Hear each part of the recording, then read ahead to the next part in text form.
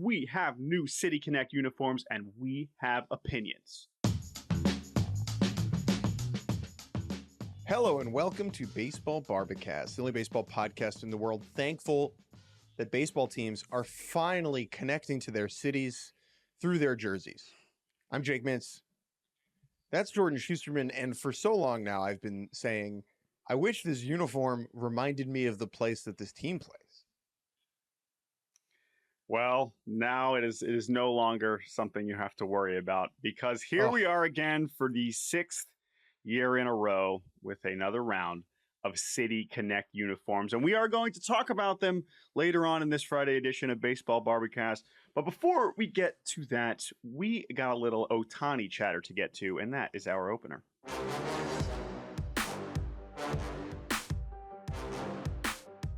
I can't believe it.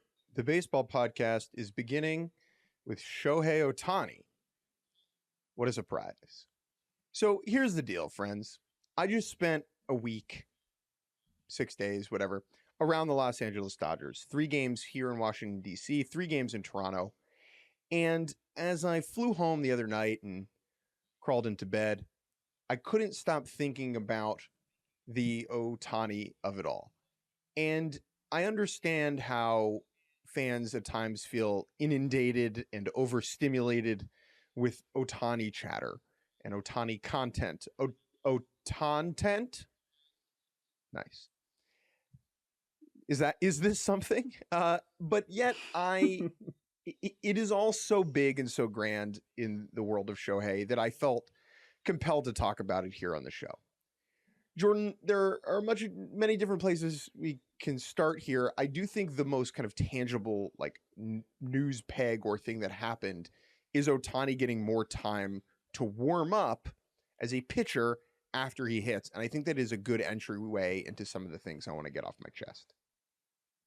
Yeah, I mean, that in and of itself is not and should not be news. You know, this is not the first time that this has happened. However, because of a question from some hack journalist in Toronto after the game on Wednesday, we have to go ahead and talk about this. And by hack journalist, I mean you, Jake Mintz, asking a very reasonable question to Dodgers manager Dave Roberts. If you were watching the game on Wednesday, the series finale between the Blue Jays and Dodgers, that the Blue Jays did win, snapping their 6-game losing streak.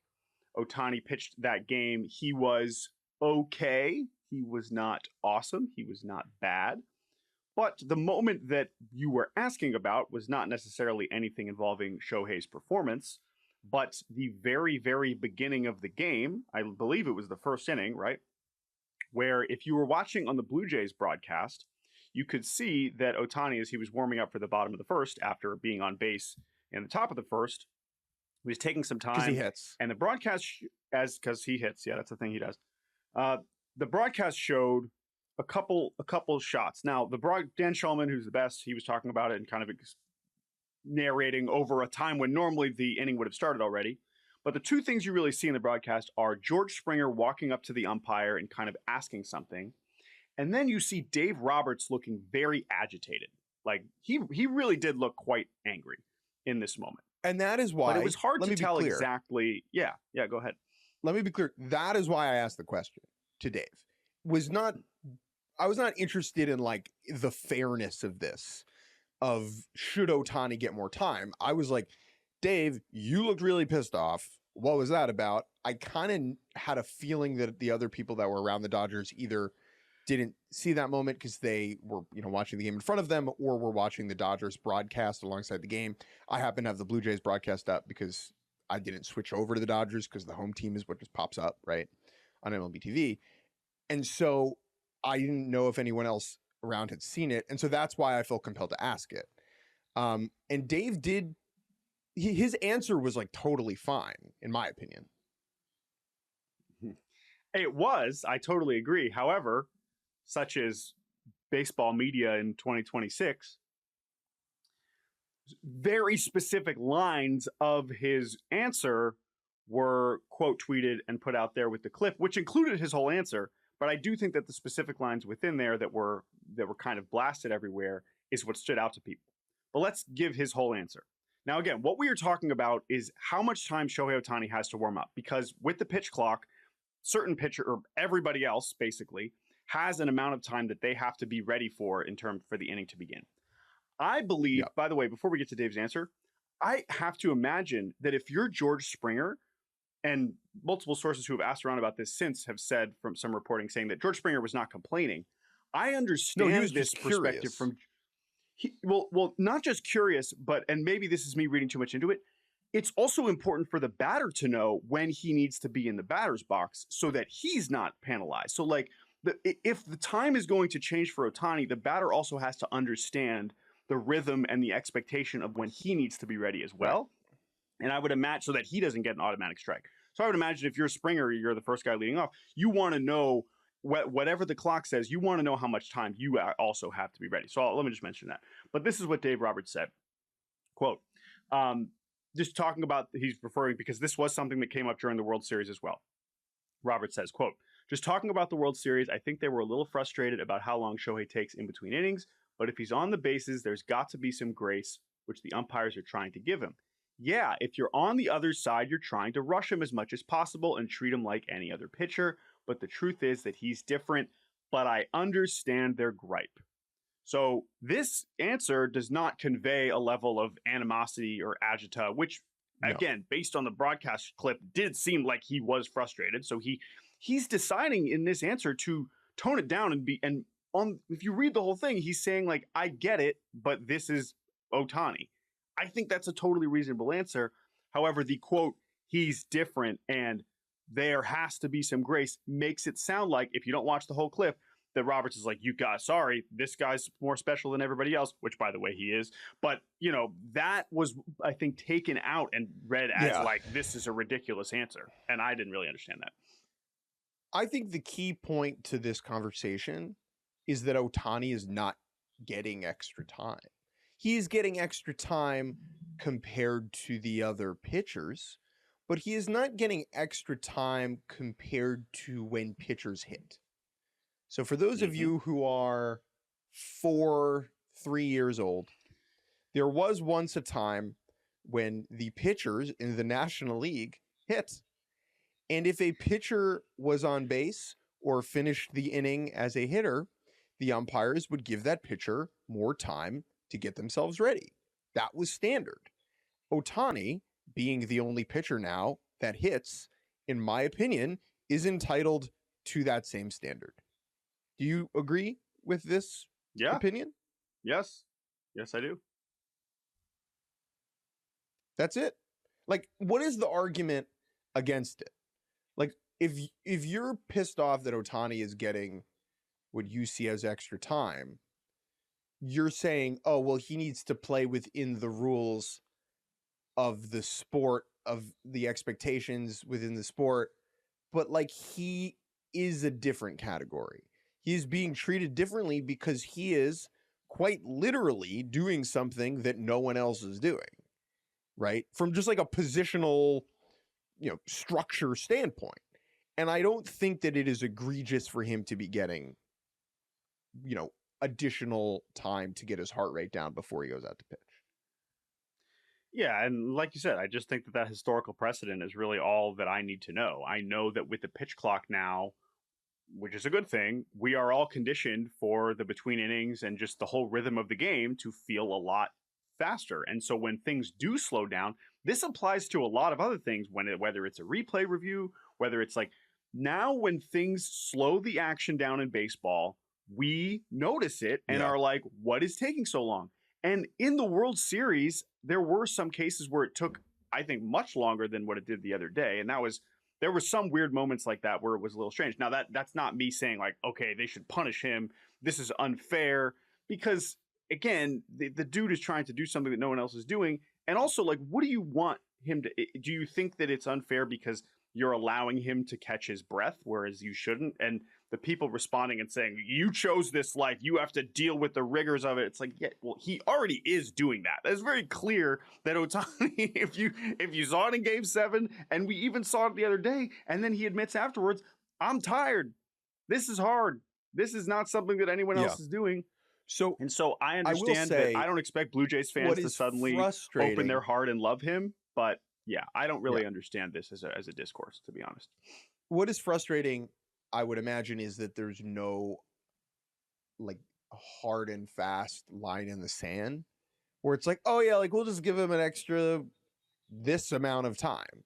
You know, it feels like if to end this debate, you would just say, oh, Ohtani gets 30 extra seconds. You just write it. A pitcher that was on base during the previous inning is allotted 30 extra seconds of warm-up time. And then it's like, okay, it's in the rule book. We've fudged the rules for Ohtani before. I don't think that would be the end of the world. The other things Ohtani related that have been on my mind, I kind of want to get your take on this, Jordan. You were around for the first 3 games of this trip. And the coverage of Shohei Ohtani, covering him, being around him, writing about him, reporting on him, is both unbelievably easy and exhaustingly difficult. Because when it comes to what you're actually writing, I'm not trying to paint everybody's boss with a broad brush, and we love our boss here at Yahoo, but like, you don't have to do that much. You know, like you can get to 80% of the coverage of Ohtani just by being like, this is incredible. He hit 2 home runs. He pitched. Here's what he did. Here's how he looked. He's constantly giving us things to think about and talk about and write about. Right. And so on that point, on that side, it's easy. The other side, it's difficult because here's the thing, dude. We don't know this guy. We don't know this guy. And having spent 6 days around him, I'm not saying that I feel entitled to know this person. You know, I'm covering him, but I'm not given anything. I don't deserve anything. But it is so difficult to write about him just because of the way that he is managed by the Dodgers, by his own choices, by his agency, and obviously the language barrier, which is really significant. But Ohtani speaks once a week to the media after his start, and it's like 6 minutes in English and like 5 in Japanese, and that's it. And so in my quest, I feel an obligation when we cover people to humanize them, to write about who they are as people, their lives, their desires, their wants, their fears, their goals, their dreams, their struggles. And with Ohtani, I find myself at something of an impasse with that, where because we know so little about him, I find myself projecting things onto him. It's like, oh, he, you know, that's problematic to some extent because we shouldn't do that. And so I'm just like kind of left as I'm now sitting at home, not unsure on how to cover this person, but sort of confused or frustrated that I can't do more. And not because I, you know, want, not out of like a self-serving way even. Like I want people to know this guy as a person so that we don't end up calling him machine, unicorn, baseball robot. It's like, no, like Ohtani is a human, but I don't know how to do that. Do you see what I'm saying? I know I'm a little rambly right now, but yeah, I hear you. Out. I mean, I think in his case, not that he's the only baseball player whose identity is baseball, but when you are trying to accomplish things that no one has ever done and you are doing more baseball than anybody else, you probably have less time to convey any sort of other personality. And that's kind of what the not personality, but like interest focus. There's like literally less time to have those opportunities for even the people closest to him, his teammates, to understand what he's about.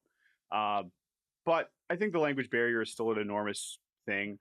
I think that, of course, the how often he talks, but also just like how he chooses to talk in general, right? I mean, I've even reading, whether it's direct quotes from, maybe we learn a little bit more, I feel like, if you read some of the translations that are of his in Japanese, answers he's giving to the Japanese media.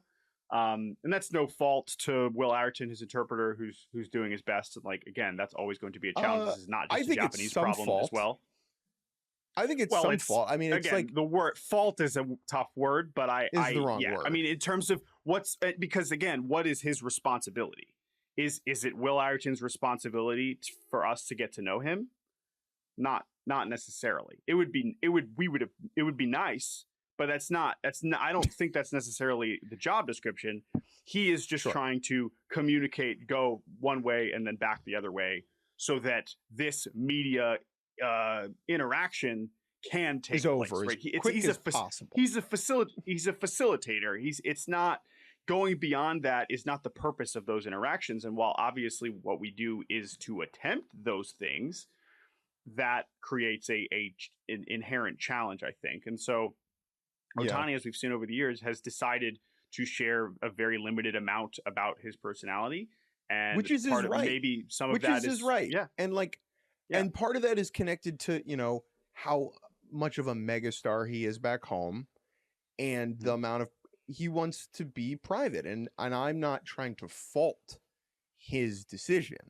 I'm just saying that decision, that choice, has some consequences in terms of how much we as a society are talking about him, right? I can only write what I'm able to see.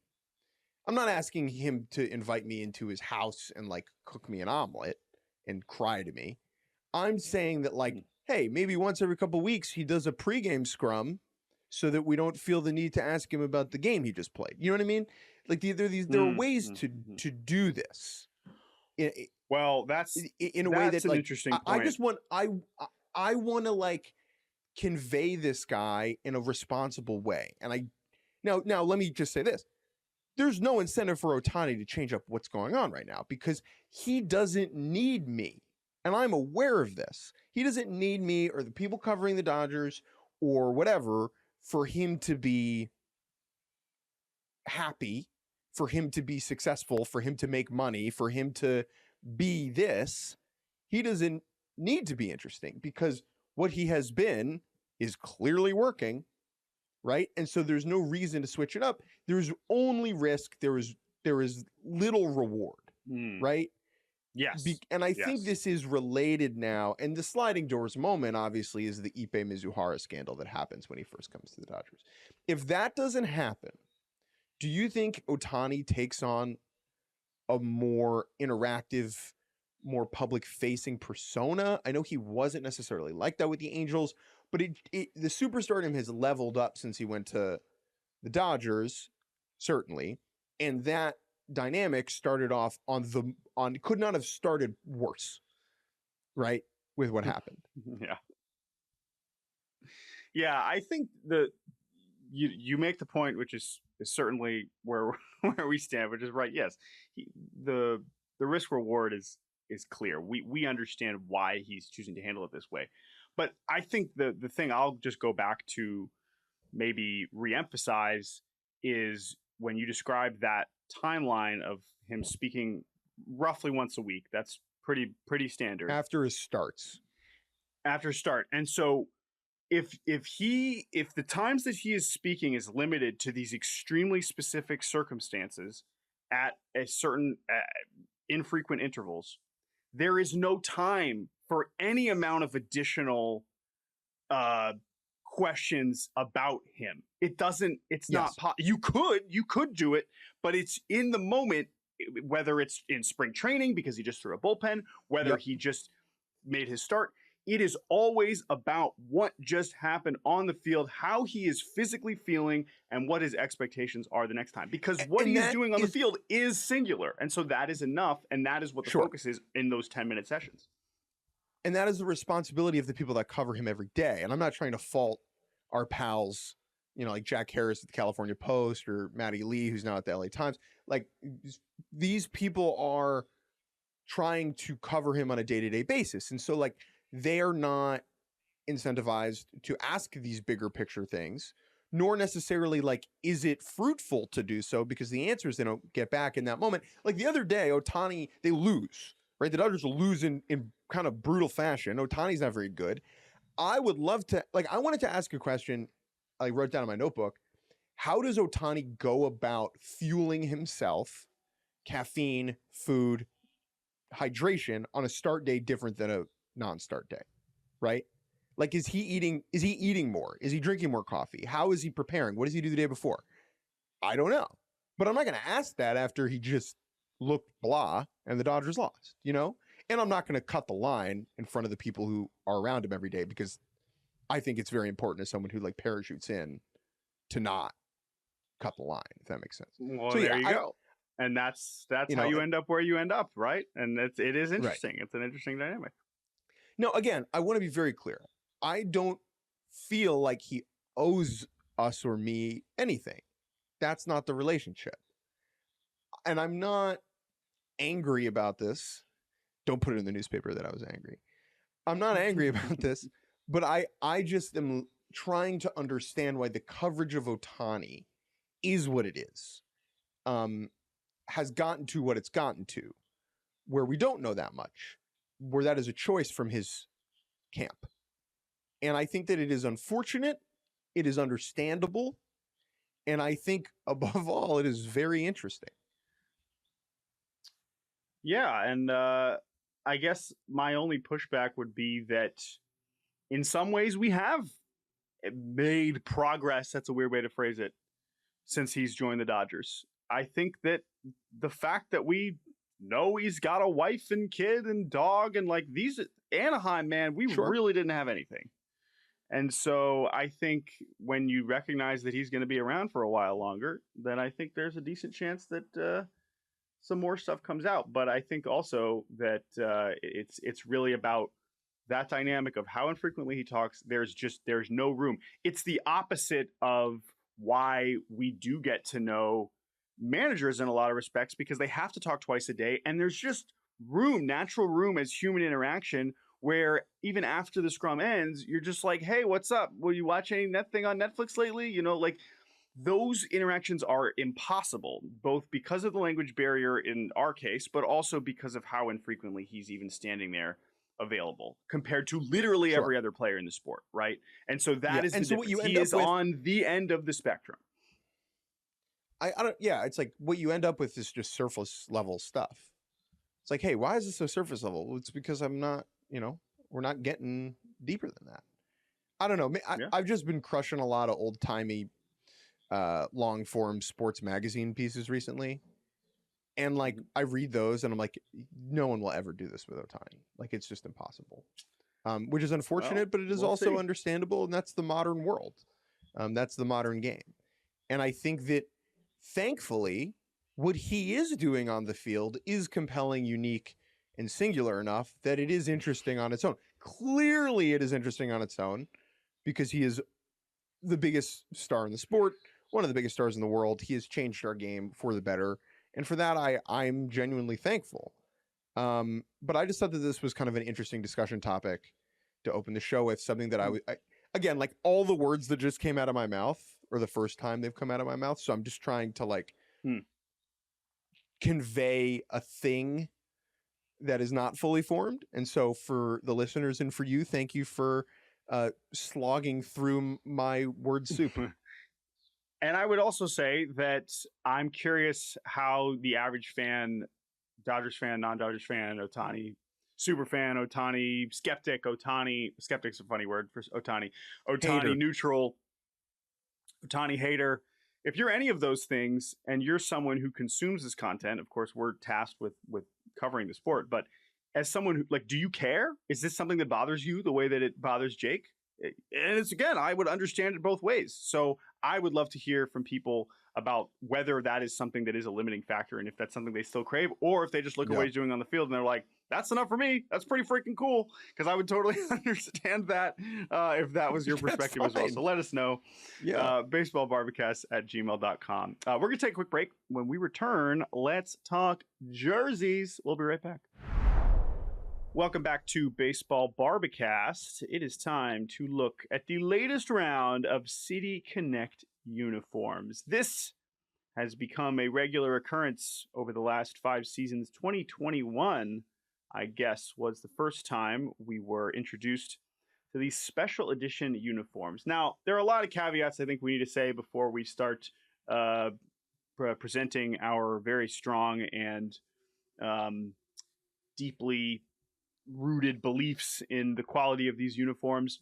But yeah, 2021, we get the first round of them. There basically was like teams have introduced them in the years since. I think the first year in 2021, we got the D-backs and Giants and Marlins and Red Sox, White Sox, Dodgers, and Cubs. And we got another round in 22, another round in 23. What is interesting about this latest round, and was true the last couple of years as well, is now we're on the second generation of City Connect. So early on, it was like, man, what's that team's City Connect going to look like? Now it's, okay, what are they going to come up with that is different than last time? Or in some cases, as we will get to, quite similar to the ones that they did last time with some minor tweaks. And I will say that the other thing to note here before we get started is, as we've pointed out every time we do this, there are only two teams that do not have City Connect uniforms for very different reasons. Do you want to remind our listeners who those two teams are, Jay? The New York Yankees and the Yolo County Sacramento A's. Why do the A's not have one? They are not connected to a city. Why don't the Yankees have one? Because they don't want one, because they think they're more important than the rest of us. I think that's it. That's it. Who gets one first? Definitely the A's. The A's will get one when they move to Vegas. They'll do like a night. It'll be like a nightlife thing. It'll be like black and it'll have like gold tint on it. Go ahead. Yeah. It is also worth noting that they did add Sacramento jerseys this year, which does not qualify as City Connect, but is at least a temporary acknowledgement that they are no longer playing in Oakland and they are playing in a new city. So, again, I wish those said Yolo County, but we'll take it. The A's should have had City Contempt jerseys when they were in Oakland. City Contempts. Oh, there's John Fisher rolling down the... rocking his City Contempt. It's just an A's jersey, but it says "I hate" over Oakland. City Contempt. And the last thing to mention too is there are only 3 teams left that have not had a second one now, which I think is interesting. The Cubs who introduced their Wrigleyville uniforms in 2021 seem to be moving away from City Connects. They also have, they don't wear those, and they seem to have like these other alternates that I guess function as a City Connect, but they're not calling them official City Connect, so that's a little bit weird. The Angels and Mariners, Angels who introduced their one in 2022, and then the Mariners in 2023. I think we like both of those. I know I like both of them a good amount, but those two teams still have their own. So why they haven't come up with a new one while the 27 or 25 other teams have? Who knows? Whatever. Okay, so which teams gave us their latest big picture thought? Time? One last big picture thought here from Jake Mintz. This is all very good.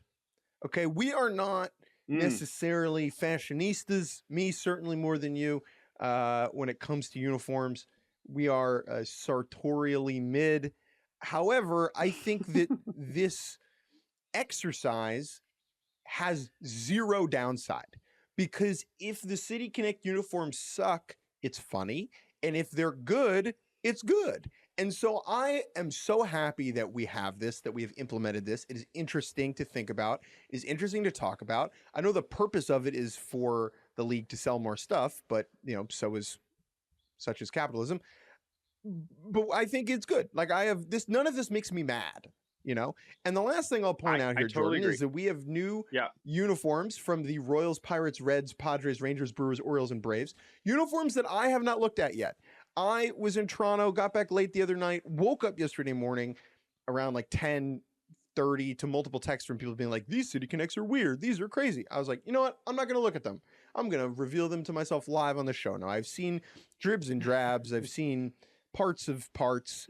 But as far as like zooming in on stuff, this is new for me. Yes, and before we get started here, I think that the other thing I just want to make sure I say before we have these conversations and judge them and rank them and tell us which ones are great and which ones are bad. The other funniest part about, to me, as someone who isn't as passionate about uniforms, when these come out, you will find, for most of these, just as many people being like, these are the greatest uniforms ever. This is the dumbest thing I've ever seen. Like, it is a great split. And it's just that split judgment. I think that you having not seen them is a good version of you being able to just see them and react instantly. That said, it is also worth acknowledging that most of these, all of them, come with a backstory that we are only going to supply a fraction of. And in a lot of these cases, I do encourage people to go read about some of the very intricate details behind some of these. However, at the end of the day, most people aren't going to do that. They're going to look at the uniforms and decide whether they are cool or not. And so it's great to have the lore, and I respect the teams that put in real effort to kind of draw these connections, and that's true with the past editions, and that's true with these ones. But at the end of the day, you're going to run out there on the ball field, and most people will not have read any of those things. And so you do still want it to look good. And so I think that is probably how you are going to judge them. After the pod, I'm sure you'll go read about them and be like, oh, actually, that's cooler than I realized. Or, oh, actually, that's not as cool as I realized. There's my caveat. All right, let's get into it. I guess we're going in no particular order. So why don't you go ahead and click on the Kansas City Royals, and I will read. I'm just going to read the couple sentence description on the main MLB.com story.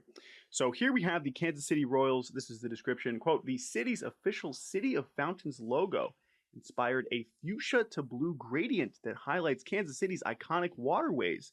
A new twist on the R logo pays homage to the team's original 1969 mark, and a heart logo reflects Kansas City's placement in the country's heartland. What do you think? This is the bisexual flag. Yep. Has that been pointed out, this colorway? Yeah, you're definitely not the first person to tweet that like 100,000 times. So that's true. I mean, no beef with that. I like it.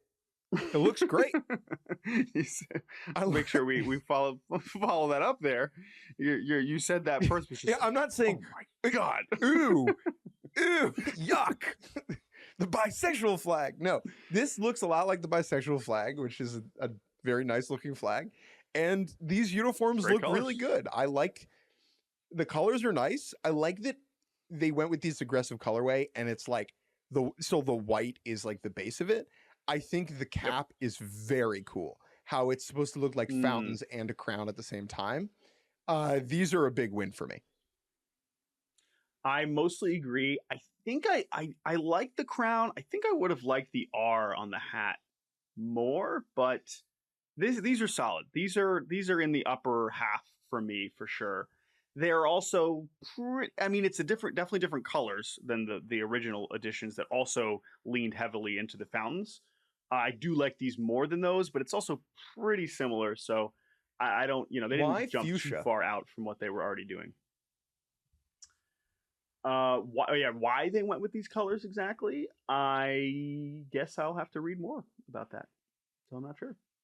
Okay. Again, you're going to ask me a lot of questions that I'm probably not going to have answers to. So sorry, that makes me look bad. Then I apologize. Let's go to the Pittsburgh Pirates. Take a look at the Pittsburgh Pirates. Last time, the Pirates had one that was really leaning into the bridges. However, now they are leaning into the Pirates. From MLB.com, the pirate style word mark on the chest draws inspiration from the city's three sister bridges across the Allegheny River, while red accents and Jolly Roger elements bring a splash of color to the black and gold backbone that is elemental to Pittsburgh sports tradition. Why are they the Pirates, man? I never really thought that hard about this, that like pirates tend to be in open ocean, and Pittsburgh That's definitely true. Certainly not an open ocean city. So leaning into the Pirates does not really feel like they're leaning into the city. I will say, however, even though these look a little bit like a travel ball uniform, these are going to sell like hotcakes. These are perfect for the kids. I don't love the black pants, but the font is, if you had to design a font to go in a baseball uniform to like sell jerseys to 8-year-olds, like this is 10 out of 10. I'm a huge sucker for the old Pirates logo that looks like a pirate. And so I'm glad that they brought that back. With the bandana. Even if it is a weird way to connect. Yeah, with the bandana. I love that. I wish that that logo was still the same normal color as opposed to the whole hat being yellow, which looks a little strange. But as you mentioned, these things are going to sell ridiculously well in Pittsburgh, leaning into the black and gold with a little bit of a twist. And as AT on Twitter at Baseball World pointed out, that the Connor Griffin version of these is already sold out in every size. Yeah. Online, Every size. which is every size. Yeah. So I don't know how quickly they're going to restock those, but that is very predictable. And I like these. I think I'm a little bit higher on these than from what I've seen a lot of the other people have put. But I'm a sucker for just kind of these colors and the Pirates motif. So, and I like these more than the last ones. So, okay. So Pirates. Sounds like you like the Royals more. Let's go to the Cincinnati Reds.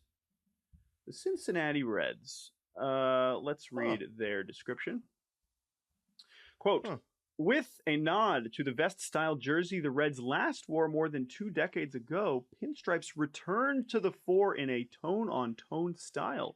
A sleeve graphic features the Tyler Davidson fountain, which begins flowing each year around opening day.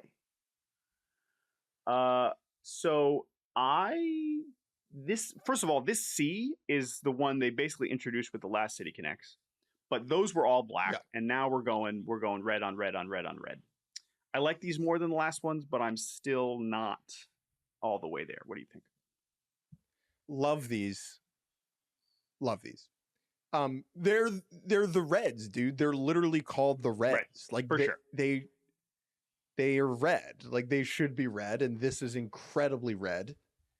And they're way better than the last ones, which I am excited to see not be around anymore. But great. This is wonderful. I like this. Let's go to the San Diego Padres. And I believe this was the one that you have already seen a bit of watching our man Randy Vasquez last night. But I will read the description on MLB.com. Quote, celebrating San Diego's bi-national culture with a focus on Dia de los Muertos. The design features a chest wordmark reflective of a sunset, a La Catrina sleeve patch, marigold pattern trim, bone-colored hat and pants, and a nod to Mexican folk art, and a papal picado jock tag. Okay. So here is my thing. A papal picado jock tag? No. Not a sentence I have ever, not a combination of words I have ever spoken, not just into a microphone, but in my life. Okay. What do you think? They're not as good as the other ones. I mean, I'm sure everyone's saying that. The other ones were just singular. They were great. These are very cool. I like that they take into account the orange from Padres uniforms past, the blue and navy. It is a nod to that. And it is funny to me. I saw some tweets that were like, the Padres were just like, let's do Mexico, which great. Like, cool. They did. Oh my God. I see the patch now. This is awesome. So the patch is awesome. One note about just the jersey itself, and then I'll get to a part that I think you probably haven't really seen or noticed yet because you haven't watched like the video and stuff. My biggest beef with the jersey is that they didn't change the font of the San Diego from the last one, and I don't understand why they didn't do that. I like the new colors. I really like the last ones too, to be clear. But there was another font, especially on the patch. Like, I don't know why they just didn't go with that. So I didn't totally understand that. Yeah. That said, leaning into the Day of the Dead celebration and tradition that is, of course, very popular in Mexico is very interesting. And if you do watch the video that the Padres put out, every team except for the Braves put out a hype video for their uniform, which we could speculate on in a second. However, this is just a really interesting choice. In the video, they basically are showing some of the most important figures in Padres history who passed away at a very young age. Of course, Peter Seidler, of course, Tony Gwynn, of course, Ken Caminiti. And so they're kind of using this as inspiration of like, we are honoring and celebrating those we've lost. And I know there's a lot else that goes into the traditions of the Day of the Dead that are more nuanced and more interesting that I'm not going to speak on as someone that's not a holiday. Of course, I grew up that meant a lot to me, but reading more about that history, like it is a lot more specific than just like we're, embracing our Mexican culture, which is also great. There's nothing wrong with that, of course, being in San Diego. But I was really compelled and kind of moved by that video of all the hype videos. Like it was, I think, the most interesting motif that I think a lot of people maybe missed by just some of the base level photos. So I thought that was really interesting. Yeah. Yeah, I'm scrolling through this video now. Like the pictures of these deceased Padre legends on the altar is like deep. Like I wasn't expecting such weight. Wow. Oh, and that's the thing. So that is a clear, a pretty intense and interesting choice by the Padres, and as you can tell, different teams kind of choose to complete this assignment in different ways, I guess is the best way to put it. But I like these a lot. I wish they had changed the font on the front, but yeah. Pretty good. These are good, and the Padres logo, the La Cantina logo on the sleeve, on like I've never heard the way. What was the word you used? Jock patch? I've never heard that. Jock tag. Jock tag? I've never heard that word. That like sticker thing, that is really, really cool. Let's move on to the next one. Let's go to the Texas Rangers. Again, reading from MLB.com, quote, the Rangers also celebrate Mexican heritage near the border with cochineal, not a word I know, cochineal red anchors and a Tejas word mark across the chest, as well as a Charo embossed belt and mariachi inspired fill patterns. This one is, I mean, listen, if you're going to lean into just the Mexican heritage Tejas, that's fine. Again, if we're focused on the aesthetics, this is not going to be the one that wins any of the rankings, because it looks like they needed to come up with something the day before and said, oh, well, we could just lean into this. The smaller details on the side and the piping, that's fine. But again, what's the first thing you see? And you're like, that's all you got? And I think in that sense, I think people are kind of disappointed.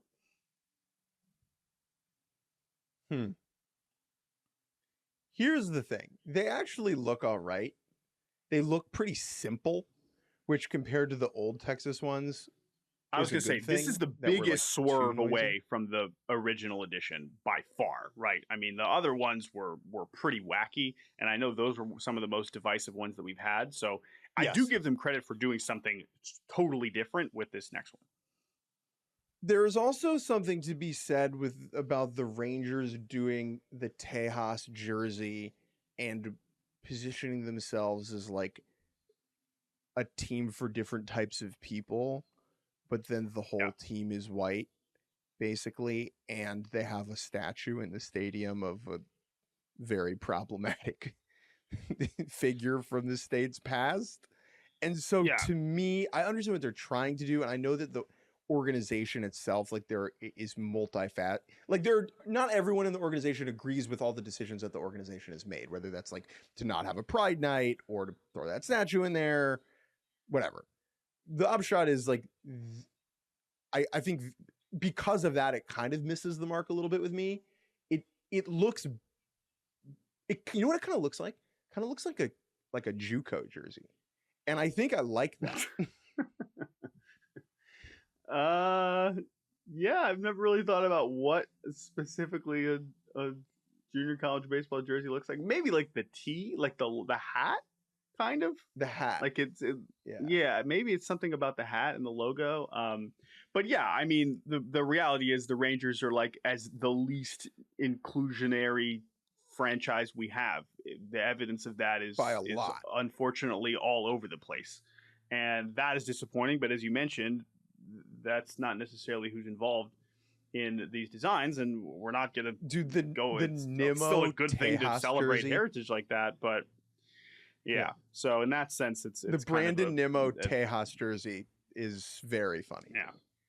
So there's an incongruency there, but I guess that's a lot of our life in 2026. I think this looks good.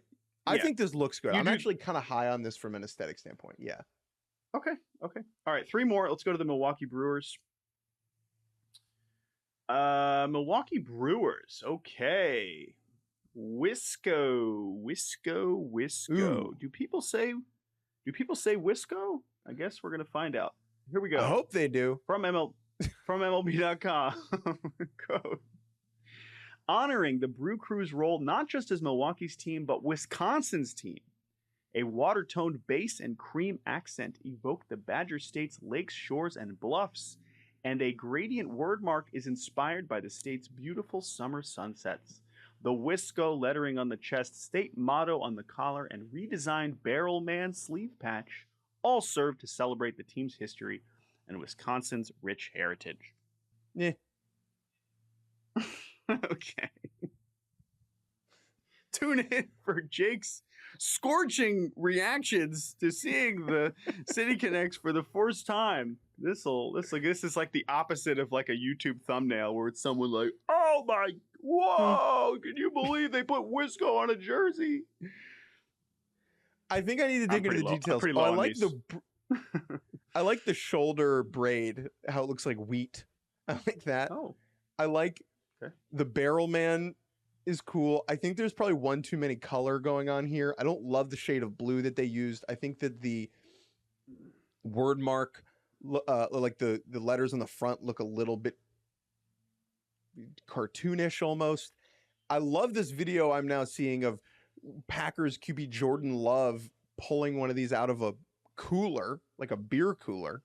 I think that's fun.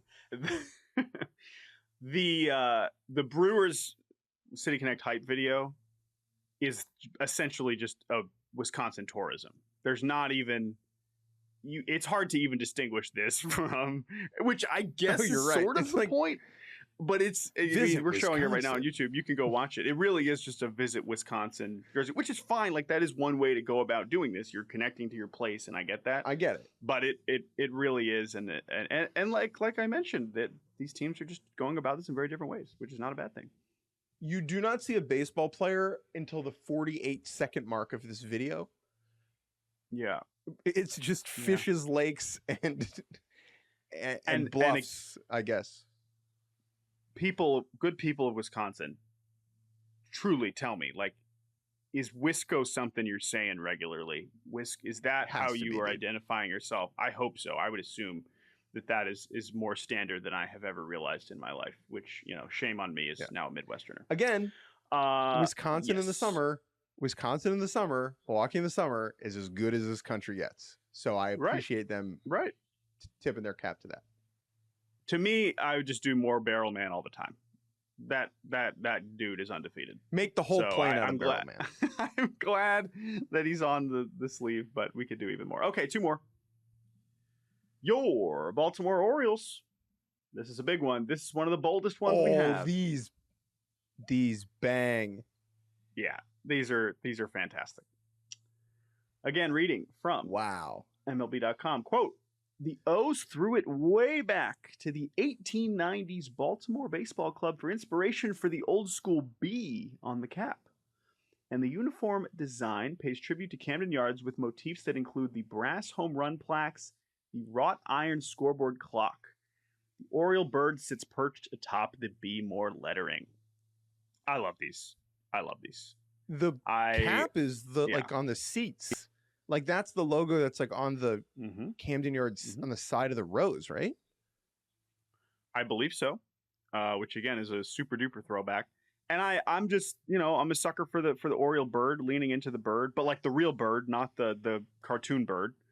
Having more of the real birds, and the little details on this one are just terrific. Having the clock on there, having those brass home run plaques on there, where the home runs that land out on Utah Street, like it's great. You do have to kind of get over seeing like "be more" on the front, which is obviously not a word. So it's like seeing something that is an abbreviation is unusual, right? Like Wisco. Yes, but because it's be more, there aren't first words 5 that letters start with B. Yeah, it's this looks a little bit more like, oh, what is that? And then you're like, okay, yes, be more. So I like these a lot. Other than that, I think these are probably in the top 2 or 3 for me. These are awesome. The hats on their own are a little weird, I think. Like if you're just wearing the hat, the orange and green together it's a little Miami, University of Miami. But I love these. Wow. They did great job. Wow. Yeah. Very good work.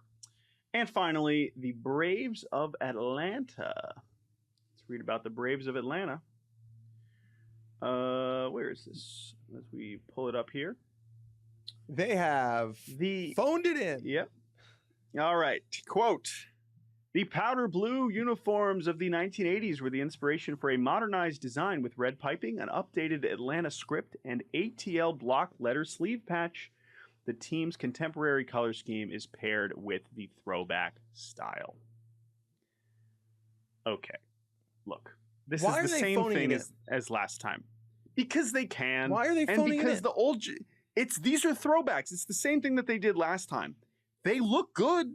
They're really cool. They look great. This is not a bold redesign. You are not coming up with anything remotely creative or nuanced, because again, it's not that we should understand all of it at first, but it should still feel like you tried to do something different. And this is just not what happened. It just didn't happen here. So it doesn't look bad. It looks great, but I don't want to over-reward it because I don't think that they really completed the assignment. They didn't even begin the assignment. Here's the thing, dude. If Atlanta was this boring place with no cultural touchstones and the Braves wanted to nod to their history, instead, I'd be like, okay, you're in Atlanta. Like, dude, there's so much to draw from, and yet they're just phoning it in from a creative standpoint.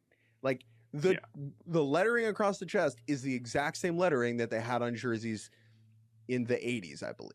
Like, it's just the exact same. The logo on the hat is the exact same. There's no new actual design being done here. I guess there's this ATL sleeve patch that looks pretty sweet. Like, that's the best part of this. Sure. But otherwise, this is a throwback uniform. I'm sorry. It is not an alt. It is not a City Connect. It is not a new jersey, a new uniform, a fresh concept. No. That is not what this is. And so, frankly, that by itself, on the premise of the whole exercise and this entire line of uniforms, makes me want to rank it last. It does not look worse. I think it looks cooler. I would rather wear this than some of the other ones here if I was a Braves fan or a casual fan. It looks really cool. But if we're grading it on going for it and really trying something different with real thought behind it, this is behind the other ones, and it's not even close. But with all that said, I will let you go ahead and do your rankings, and I will go ahead and try to do mine before we take a break. Okay, so we've got 8.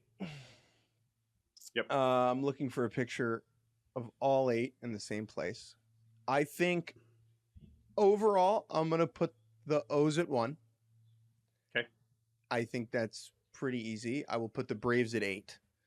And so in between that, I'm going to go fast, and I will go Orioles, Royals, Padres, Pirates, Reds, Brewers, Rangers, Braves. I am with you at the bottom. I think I'm going to go Orioles, Padres, Pirates, Royals, Reds, Rangers, Brewers, Braves. What? Are you saying that you are against the bisexual community? No, that is not what I'm saying. But sounds like it. That was good. That was a nice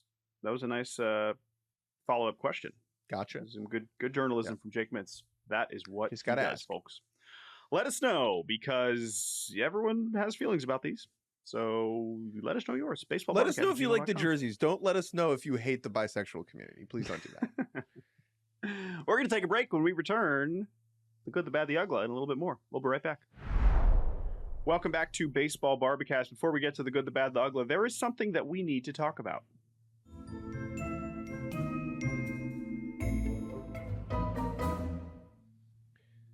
Jordan, do you think that if you were an owner, and how would you react to your fans chanting "sell the team"?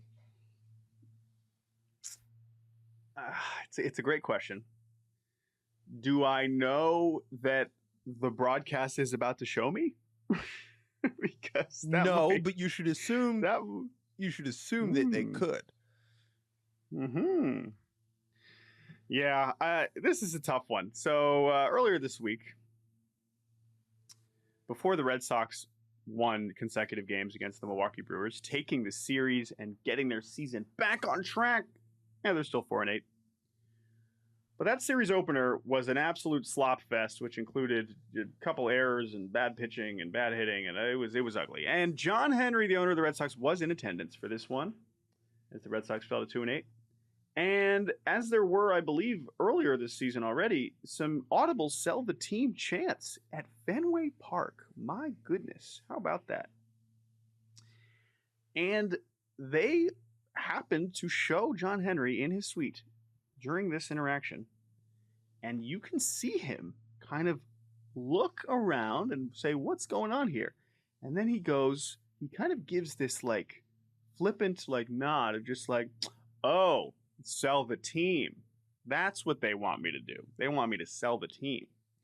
When you saw this video, Jake, what emotions went through your mind, heart, soul, as the sell the team discourse that extends beyond baseball, it extends beyond Boston. This is just something that we now have where fans are very upset with their ownership groups, and this is a unique one, right? This is not an owner that is not spending any money. Most of the time, we're hearing the Pirates fans and the A's fans and the Guardians and whatever.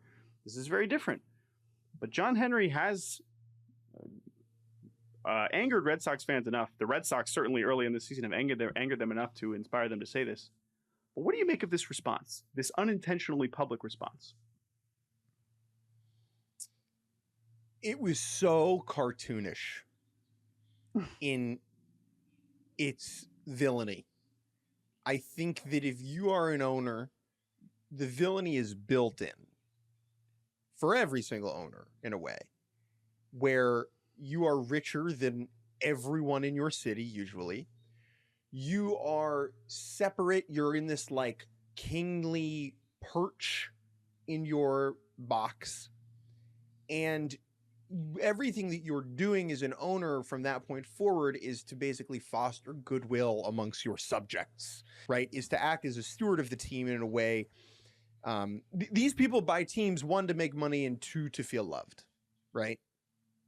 And 3, because they like ball. And I think that Henry is just morphed into this super easy to dislike figure for Red Sox fans.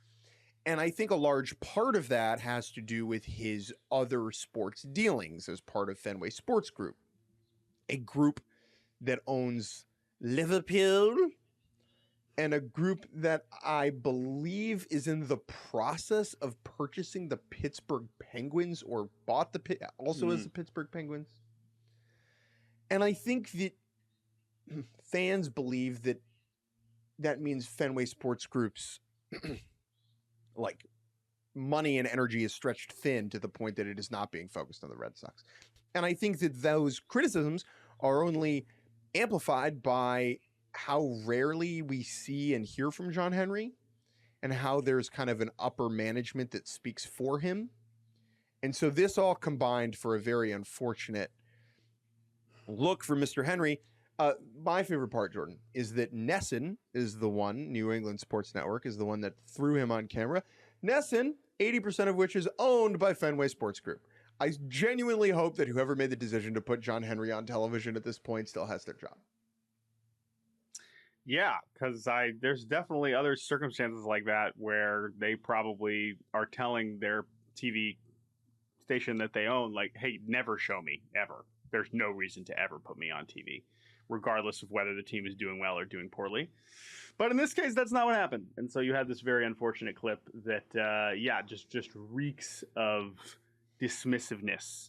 But you know what? Let's go most generous, hilarious interpretation ever, where he truly was confused about what was being chanted. And then he just had a human moment of, oh, that's what they're saying. And then he had the second human moment of, oh, but I own the team. Ooh, awkward. Whoops. That is not what you like to hear. Oh, who should Who? Yeah. Or what if he's like, yeah, sell the team. This team stinks. Yeah, Oh my goodness. Woo. you chant anything, it'll catch on. Wait, hold on. I also just wanted to say, because I've wanted to bring this up every time we do sell the team discourse, and I don't think I have. What we need to normalize is buy the team chants. I was literally going to say this. When there's other rich people Someone around, else buy the team. You need to be motivating. I don't know who that would be in Boston's case. That people want. Who does the average Red Sox fan want to buy the Red Sox? I'm not sure. But we need to normalize buy the team chants so that we can push. It's not just about this. I know it goes both ways. One has to happen before the other. But we also need someone to want to buy. And I want to encourage those rich folks to buy the team.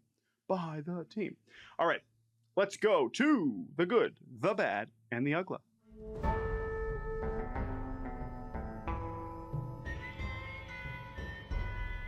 One thing good. One thing bad. One thing Dan Uggla from the week that was. I will begin with some golf. It is Masters weekend, the 4 days a year where I remember that golf exists. I'm one of those people, and I'm not embarrassed by it. But the reason I am bringing up the old golf here on this baseball podcast is because we had a golf-baseball crossover first pitch at an Arkansas Razorbacks baseball game. A Arkansas student, a 19-year-old by the name of Maria Jose Marin, won the Augusta Women's National Amateur Tournament. Okay. Now, for a long time, women were not allowed in Augusta, and now they are, thank God, because it's 2026. And so they do a women's tournament for the amateurs, and she won, a student. And to celebrate, they had her out to the Razorbacks game to chip the first pitch. They put a little home plate thing of grass right in front of the mound, and they put the catcher behind the dish, and they had Maria Jose Marin chip the golf ball into the catcher's mitt. And she absolutely nails it. Now, I should not be surprised considering this one appears to be very skilled in the sport of golf. I'm not saying like, wow, I didn't think she could do this. It's just the ease with which she throws a literal strike with the golf ball, chipping it. This, if I had done this, Jordan, if you were like, Jake, we need to do this, I would hit it over the stadium. Like I would hurt someone. There would be injury involved. And so for her to nail this, now I wish there were more people in the stands and they didn't do this on a Tuesday midweek game against Arkansas Little Rock. And they did this for an SEC weekend series. It would have been a lot more hype. But very impressive performance from Maria Jose Marin.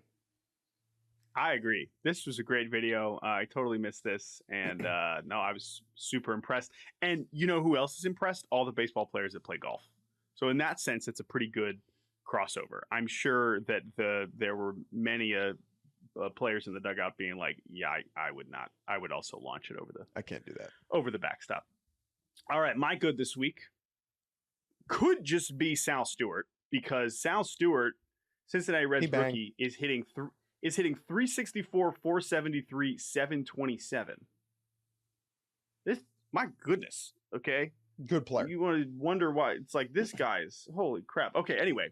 But let's get more specific here, because Sal Stewart this week was in Miami, his hometown, beating up on the Miami Marlins, hit a couple of home runs. But I want to focus on this tweet from friend of the show, Charlie Goldsmith, who at the beginning of this series tweeted out, Sal Stewart expects 150 to 170 friends and family in Miami for the game today. He's from here. Thanks, Charlie. Thanks for that context. Actually, it'd be so funny if he didn't, if he did not include he's from here, and people are just like, what? Why? What's going on? Anyway, here's how I would have written this tweet, Charlie, friend of the program. Miami native Sal Stewart expects 150 to 170 friends and family for the game today. You know, like, yes, he's from here is great. He's from here, kills me. However, I want to just pause here and think about the premise. And if you watched any of these Reds Marlins games, I'm not sure it was clear that it was 150 to 170, but they kept showing different sections of Sal Stewart fans when he was getting hits and homers. Like, they would pan to a section that was clearly his high school teammates and friends, and then it was clearly like, okay, there's the Stewart family, and maybe there's the mom's side. This was happening. And I just, as someone who had 109 people at my wedding. And I know this is a different circumstance, but I do just think about the idea of if I was playing in my hometown, I don't even, how many people would I really want to invite that I know and could reasonably get to show up? Like, this is just, okay, there's one, Jake. Yeah, I would invite you. That's good. Your family could come. Great. My wife. I just think yeah, she's involved. She's invited too. This number is just staggering and hilarious to me because normally you see like Amazing. a row or two. And I guess everybody loves Sal Stewart, which I understand. He seems like a great person and a great player. But man, what a family. It was only what accentuated by the reality that Lone Depot Park in Miami is not exactly packed all the time. What percentage of the paid attendance was, rooting for Sal Stewart? I don't know exactly, but I'm in awe of this, the logistics involved here. How many of these he actually personally invited versus just decided, oh yeah, Sal probably wants me to be here. Like, I can't get over this number. It's really something. So a couple other things about this. I believe Sal Stewart, so he's only 22. I think he'd be a senior in college right now. He graduated high school in 22, so that means he would have graduated college in 26.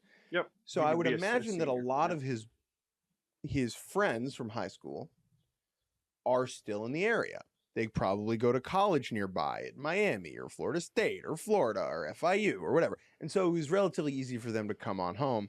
And I think that Miami is a place where if you're from there, you tend to stay there.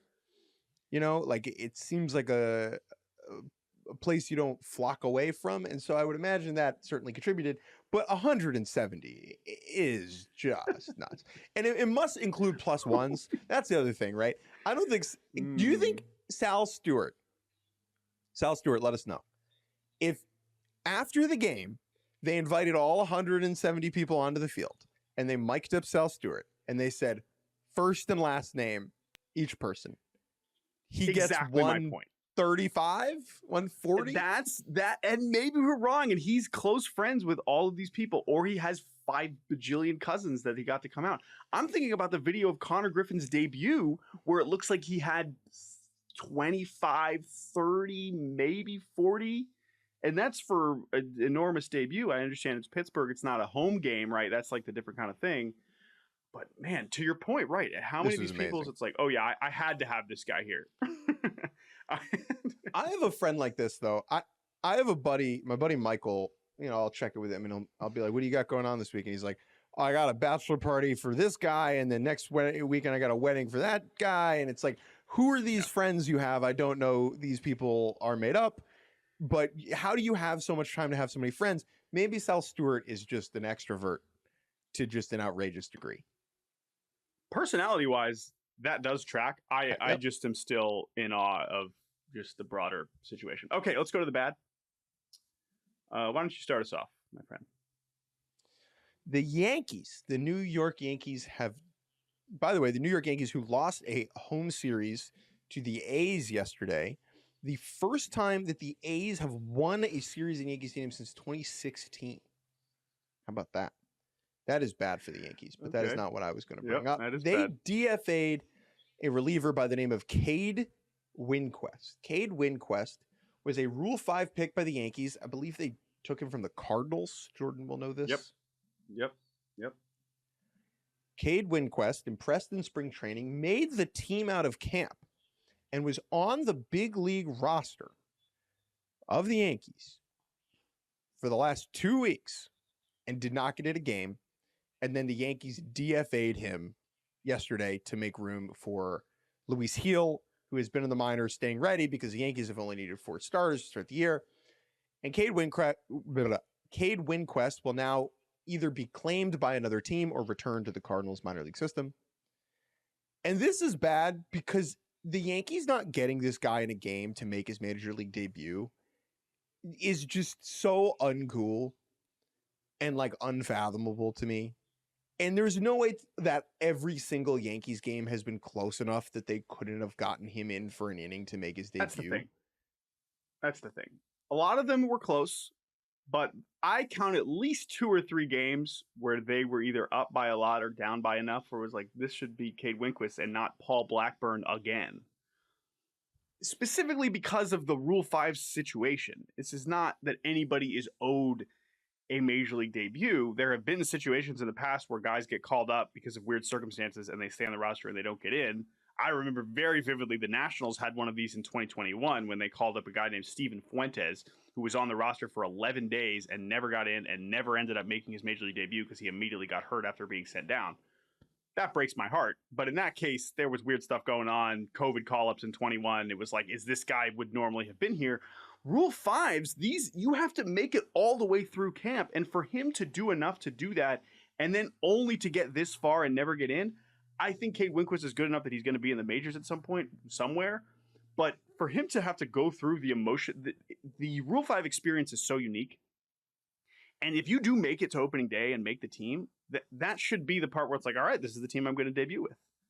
Sometimes those guys get sent back even after they debut. But in this case, like, come on. I mean, this is just bad, disappointing. I totally agree with that. Also, as you reminded me there, incredible timing that the A's and Yankees were playing this week when the City Connects were being announced. They should have been selling all 28 other City Connects at Yankee Stadium during this series to celebrate the cities that these teams refuse to connect to, at least via uniforms. Anyway, let's go to Minnesota for my bad, where the Tigers suffered the first mop of the season. A mop, to remind everybody, is a 4-game sweep. A few years ago, we decided, sweep does not do a 4-game situation justice. Let's elevate this to a mop. 4-game series are quite rare with the balanced schedule. However, they do happen. And if you lose all 4, that is a mop. And that is what happened to the Detroit Tigers, who have lost 5 in a row. They are 4-9, the worst record in Major League Baseball, alongside the pathetic Seattle Mariners. And this is just not how this was supposed to go for a Tigers team that had a very strange offseason, but by the end, we were pretty excited of what that pitching staff looked like. And we expressed some skepticism about the offense. But hey, Kevin McGonigal's here, and he changes everything. Apparently not, as they rank 29th in home runs.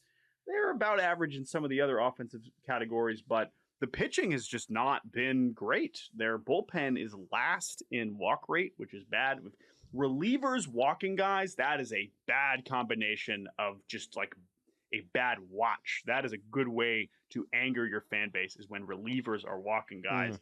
But their rotation ERA is 26th as well. So things are not going great for the Detroit Tigers. Getting mopped by a Minnesota Twins team that probably was not expecting to win very much this year is not a good look. But hey, Twins, good for you. I maybe they won't be that bad, and I'll give them some respect there.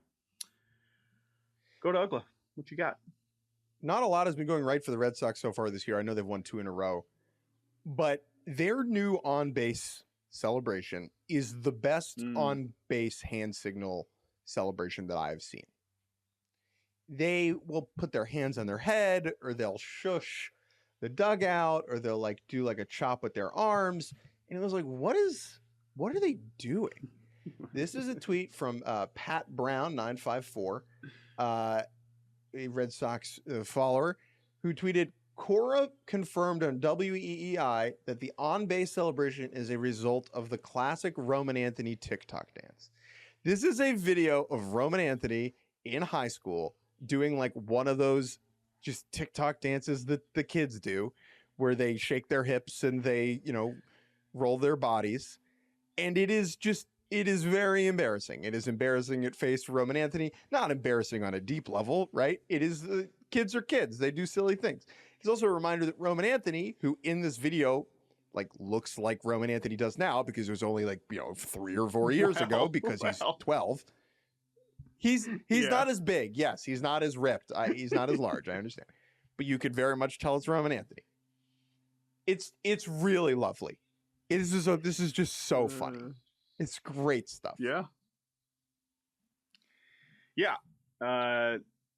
There's no video like this for Trevor Story, because TikTok very much not a thing when Trevor Story was in high school, or literally True. anybody else on the team. I guess the app has been around long enough for kind of, but no, this is a fresh situation for Roman Anthony to find himself in, and I agree. This is good, but it is also most certainly ugly.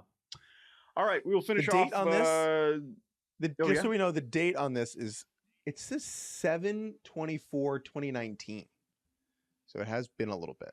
Oh wow, okay, so that's like closer to middle school, or that's close. That's close. That's like early high school, middle school. My Ugla this week, we'll go out to Colorado, where let's just say, clap it up, Colorado Rockies. I know you got walked off grand slam last night by the Padres, but sweeping the Astros.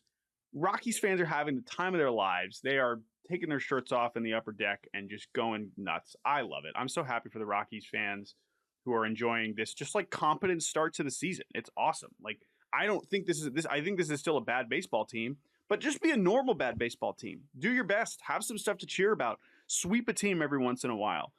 Make it feel like you're moving towards something, that you're building any semblance of competence. I'm excited to see what the Rockies have done so far. However, my Ugla is Astros related.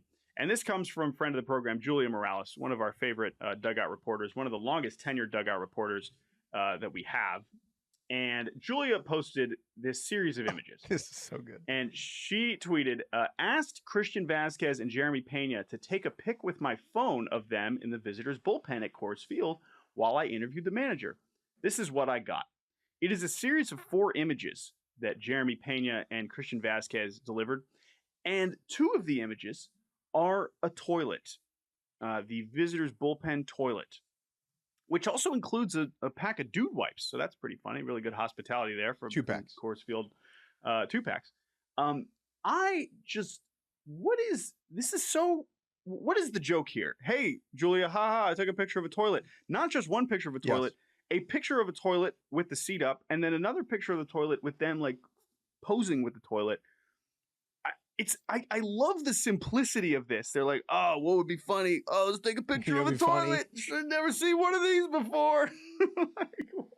I mean, it's up my alley. I think this is hilarious.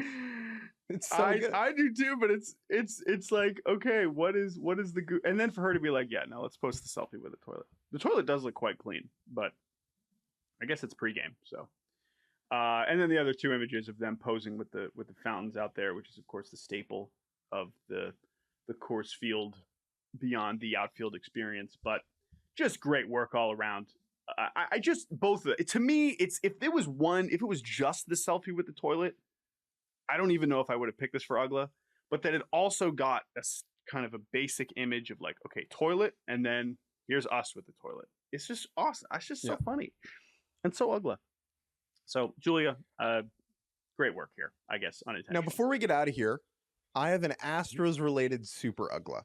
This is the first super Ugla in podcast history. Jordan, go ahead and click on that link in the document, and you will see an Instagram reel of a Kazakh musician named Dude on the Guitar. I came across this. I was looking for some new music, and I really like his stuff. He's got a nice sound. He has fun visuals. And this is his newest song, which is, I'm going to mispronounce this, Bad The Uggla. And in this video, it starts off by him like showing a ring to the camera to like flex on him. And the ring is an Astros World Series replica giveaway ring. And how this Kazakh musician, whose music is in Kazakh, got this ring, I have no idea. But I saw this and sent it to multiple people that worked for the Houston Astros last night, and they got a kick out of it. So this is great. It is a super duper Ugla. So wait a minute, you knew about this musician before this video and just happened to see him show off his Astros bling? So his music came across my feed a couple days ago, and I like marked it down. I like bookmarked it on the gram, and then I went back to his page to like listen to some more sounds, and I'm like scrolling through, and then one of them, the video starts with him putting the Astros ring at the camera. Yeah. No, I have no no pushback. That is super ugly. That is, I don't This even is really not know how. Now I'm a excited to Yankees go. hat. You know, No. No, this is different. I'm blown away. I'm blown away. That is really something. Thank you for sharing. I look forward to checking out this music here in as soon as we're done, which we are. We are done. Enjoy the baseball this weekend. Got a couple interesting division matchups. A couple 4-game series. Will we have another mop? Ooh, another mop on deck potentially. But we will recap as always when we return on Monday. But until then, thank you all for listening. Thank you to Andrew Hartz and Ingrid Rosas for producing. You can email us at baseballbarbecast@gmail.com. We will talk to you all next week.